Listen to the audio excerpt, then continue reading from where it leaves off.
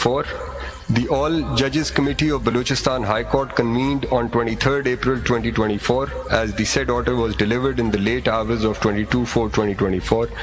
The order passed by larger bench of Honorable Supreme Court in the backdrop of letter written by judges of Islamabad High Court were perused, and after detailed deliberations it was unanimously resolved that any interference from any quarter in dispensation of justice by the high courts of the country would amount to subversion of the Constitution of Islamic Republic of Pakistan. Constitution. And in this regard, zero tolerance has to be shown as the doctrine of basic structure of state of Constitution envisaged in the Constitution provides trichotomy of powers amongst executive, legislature and judiciary. This separation of powers amongst the state organs is necessary for effective check and balances.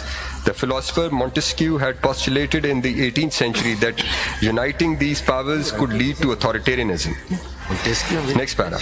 The All Judges Committee of Balochistan High Court noted, regrettably, that the grievance of the judges of the Islamabad High Court should have been resolved at the High Court level, either administratively or by resorting to contempt proceedings under Article 204 of the Constitution and under relevant provisions of the Contempt of Court Ordinance 2003.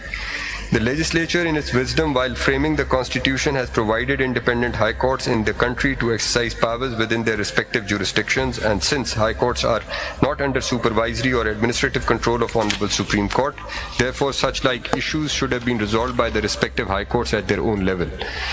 The saying goes, perceptions are stronger than reality. Therefore, one negative impact of this whole episode upon the judicial system of the country is that it has to some extent shattered the trust of people of the country regarding independence of judiciary. It has created a false notion amongst the masses that judge of the High Court is not only vulnerable but helpless and hopeless as well. The slogan, "Justice for Mr. Justice," is ironical. Justice for Mr. Justice is ironical. Nevertheless, since the Honorable Supreme Court has initiated the suo motu proceedings, therefore this issue of illegal interference is required to be resolved once and for all, as injustice anywhere is a threat to justice everywhere, and whatever affects one directly affects all.